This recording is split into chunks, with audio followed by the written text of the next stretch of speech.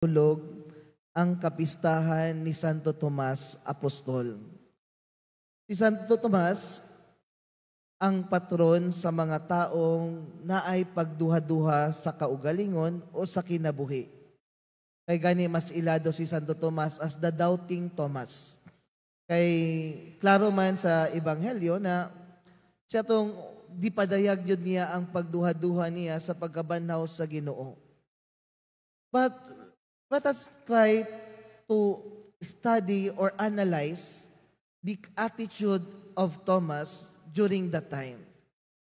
Kay kung basahon po nato ang atong ang ebanghelyo sa Ginoo, gikan kang San Mateo hantod kang San Juan, makita nato na si Santo Tomas kanunay gayud nagapangutana sa Dios.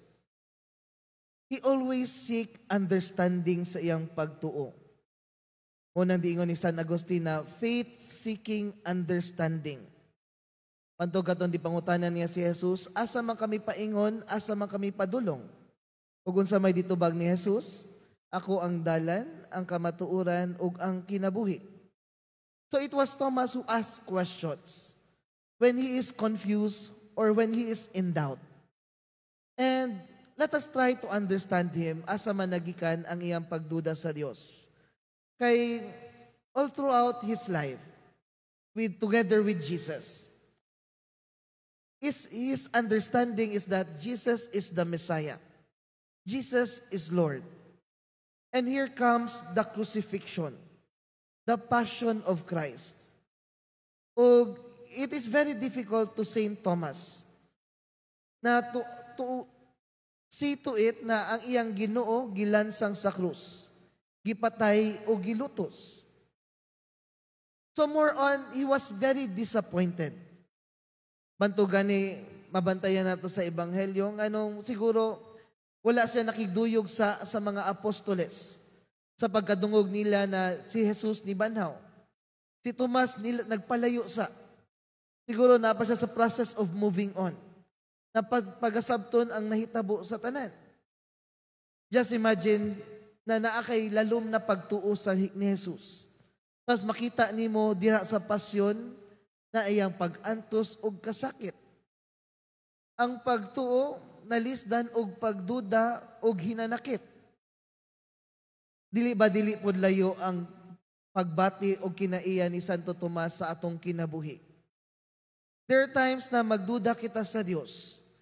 If really God exists, if God is always there, na mga hitabo sa atong kinabuhi na panagsalisod dawaton, ug makaingon kita sa Ginoo, ngano man Dios, kung tinuod ka nganong nahitabo man ni kanako. Sama sa kamatayon sa atong pamilya, sa sakit, o unsa man dihang dili maayong kasinatian sa atong kinabuhi. Saint Thomas is reaction, sama pod sa atong reaksyon. Na aduna kitay pagduda sa Ginoo. Apan at the end, after he witnessed the resurrection, nakaingon siya, Ginoo ko ug Diyos ko, proclaiming his faith to Jesus. O kita usab mga igsoon, mopod ang awhag kanato.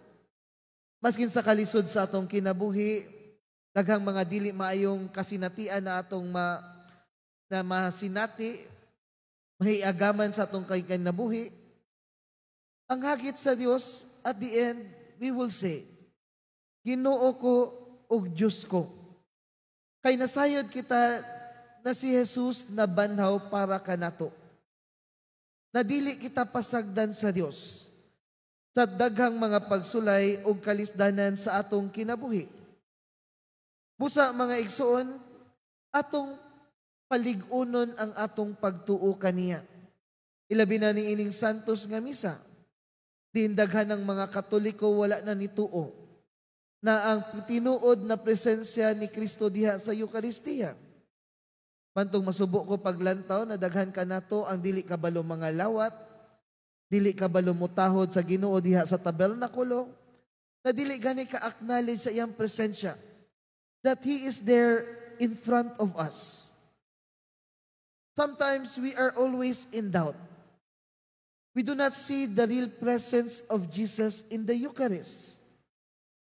Wala kita nasayod na ang pinakasentro sa atong pagtuo, sa atong kinabuhi, mao ang Eucharistia.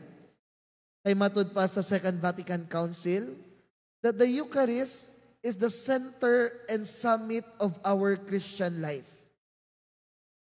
The Eucharist is the center of our life because Jesus is there present. Ug moupod kini ang hinungdan nga nakaingon si Tomas na Ginoo ko ug Dios ko. Kita ba usab? Nagaingon bata kanunay Ginoo ko ug Dios ko sa atong kinabuhi.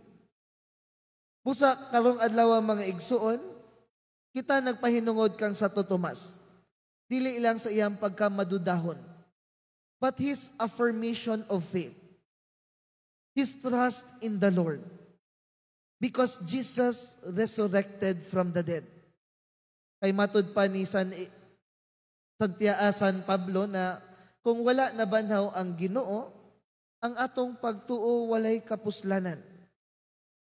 May these weaknesses which God permits us to experience, ang pagduda, gives us the realization to change and to provide us with a much stronger faith and trust in the Lord.